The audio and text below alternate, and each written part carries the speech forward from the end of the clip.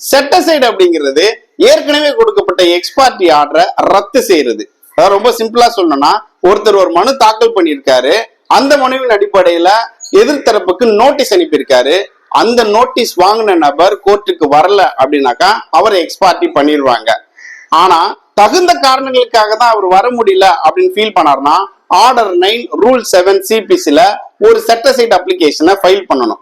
இது கேஸ் பெண்டிங்ல இருக்கும்போது பொருந்தும். ஒருவேளை எக்ஸ்பார்ட்டி டிகிரியே பாஸ் பண்ணிட்டாங்க அப்படின்னா அப்போ அவரு ஆர்டர் 9 ரூல் 13 சிபிசில செட் அசைட் அப்ளிகேஷனை ஃபைல் பண்ணணும். இத அந்த உத்தரவு வந்ததுல இருந்து 1 மாசத்துக்குள்ள ஃபைல் பண்ணணும்.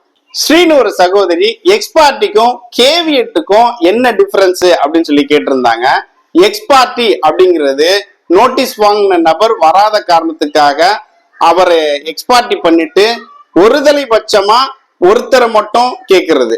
ஆனா கேவியட் அப்படிங்கிறது என்ன கேட்காம எந்த உத்தரவும் பிறப்பிக்க கூடாது அப்படின்னு சொல்றது. ஒரு சின்ன எக்ஸாம்பிள் சொல்றேன்.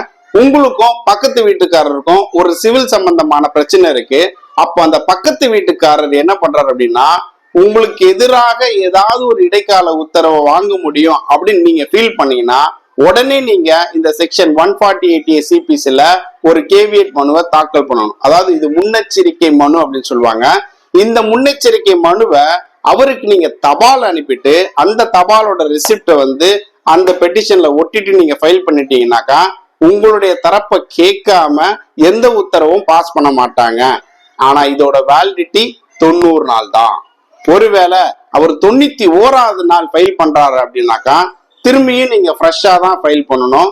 திரும்பியும் நீங்க ஃப்ரெஷ்ஷா ஃபைல் பண்ணதான் இது ரினிவல் ஆயிட்டு இருக்கும். அது வரைக்கும் இது தொடர்ந்துட்டே தான் இருக்கும். இதுக்கு இல்லையா சார் ஒரு எண்டு?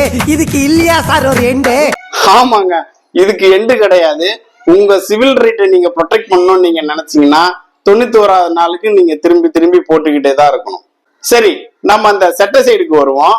ஒருவேளை அந்த எக்ஸ்பார்ட்டி டிகிரி பாஸ் பண்ணதுல இருந்து 30 நாளைக்குள்ள உங்களால செட் அசைட் அப்ளிகேஷன் ஃபைல் பண்ண முடியலன்னா அப்போ உங்களுக்கான இருக்கிற லீகல் ரெமெடி தான் லிமிடேஷன். லிமிடேஷனா? அது என்ன? சொல்லுங்க எனக்கு இப்பவே தெரியும். நெஞ்சம் உண்டு, நேர்மை உண்டு, ஓடுறா